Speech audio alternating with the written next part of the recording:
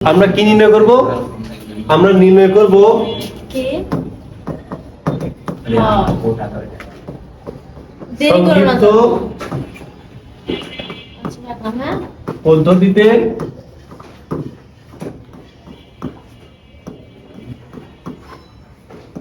গড় নির্ণয়, বুঝছো? সংক্ষিপ্ত পদ্ধতিতে আমাদের গড় নির্ণয় করতে হবে। এর জন্য আমাদের কি কি মান দেওয়া থাকবে? শ্রেণীব্যাপ্তি মান দেওয়া থাকবে এবং গণসংখ্যা মান দেওয়া থাকবে। আর এই যে মধ্যমান, ধাপ বিচ্যুতি, গণসংখ্যা গুণন ধাপ বিচ্যুতি, এগুলো হচ্ছে আমাদের নিজেদের তৈরি করে দিতে হবে। ঠিক আছে? এখন শ্রেণীব্যাপ্তি আছে, মধ্যমান বের করো। 2 এবং 6 যোগ করলে কত? 8। 8 এর অর্থ কত? 4। তারপর কত? তারপর কত?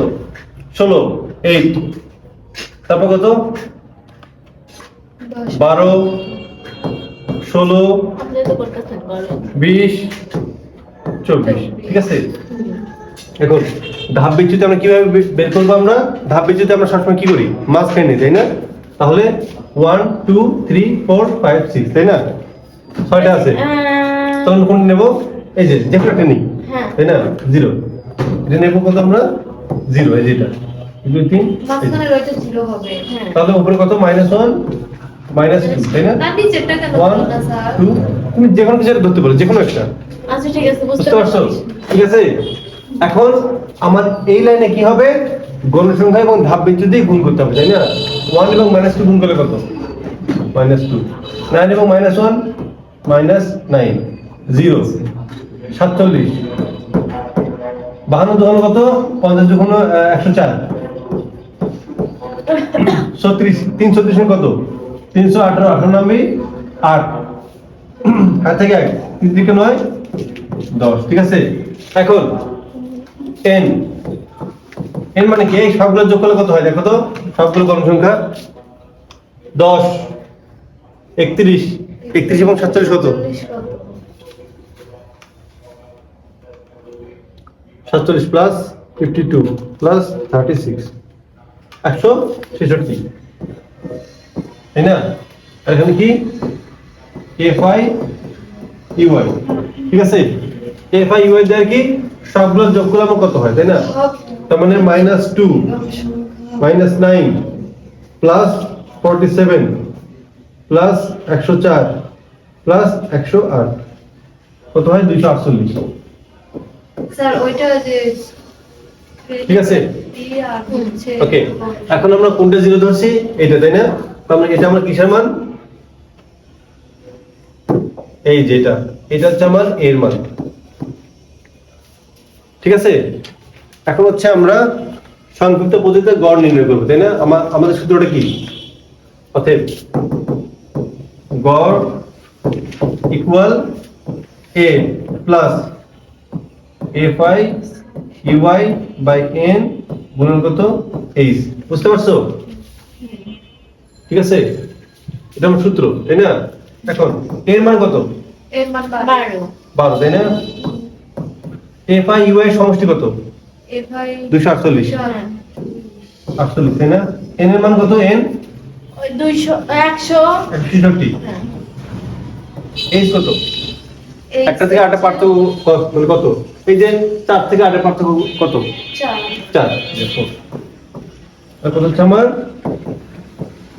12 প্লাস একবারে করি 248 গুণন 4 ভাগ 166 কত হয়? 5.97, 5.98 প্লাস 12 কত হয়?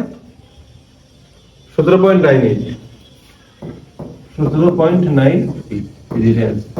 এটাই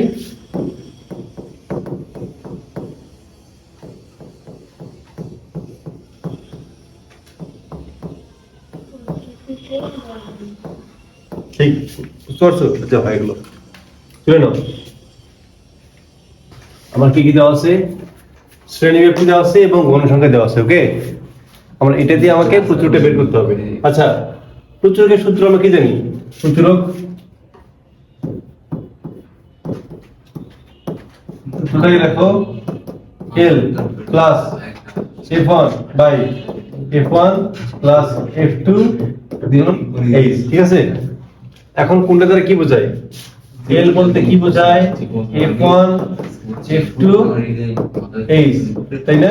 আচ্ছা, প্রচুরক বলতে কি? প্রচুর, সব থেকে বেশি, মানে কোনটার গণসংখ্যা সব থেকে বেশি। দেখো তো এগুলোর মধ্যে কোনটার গণসংখ্যা সব থেকে বেশি? 12, তাই না? 12। এখন তার মানে আমার টার্গেট হচ্ছে এটাই। এল বলতে কি বোঝায়? 12 শ্রেণী ব্যক্তি কোনটা? এটা না?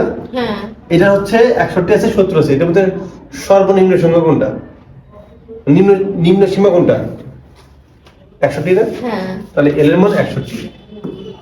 ঠিক আছে, এখন F1 এর মান কোনটা? আমার গণসংখ্যা আমার মূলটা হচ্ছে 12। 12 থেকে 12 উপরে কত আছে? 10। 10। F1 টা হচ্ছে 12 মাইনাস উপরেরটা বিয়োগ কত?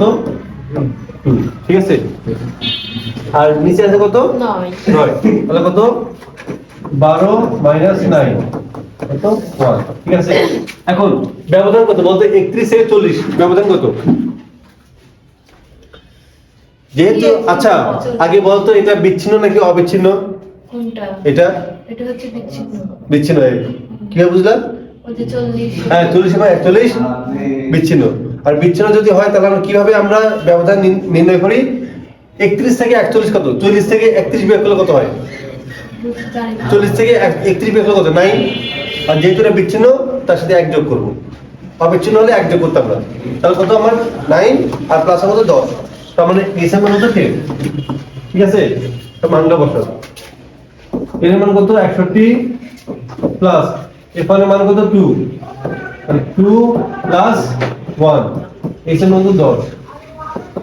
61 প্লাস 20 ভাগ 3, তাহলে 61 প্লাস এই 20 কে 3 দ্বারা ভাগ করলে কত হয়? দেখো তো 20 কে 3 দ্বারা ভাগ করলে কত?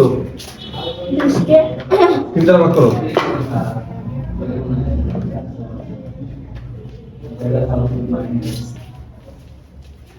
বিশ কে 3 দ্বারা ভাগ করলে কত? 6.67। 6.67। তাহলে অ্যানসার কত হবে? 61 এবং 6 কত? 67। 67.67। ঠিক আছে, কেমনে কি অ্যানসার পর্যন্ত বুঝতে পারছো? এটা বুঝো নি? আচ্ছা দেখো, তো আমার 2 এবং 10 এটা কি উপরে আছে না? গুণ অবস্থায় না? 10 এবং 2 গুণ করলে কত? 20, তাই না? হ্যাঁ, আর নিচে 2 এর আয় কত? 3। 61 লিখলাম। 20 কে 3 দ্বারা ভাগ করলে কত? 6.67। ঠিক আছে, প্রতিরোধ শেষ। আরে এই পাশে কিছু হলো না।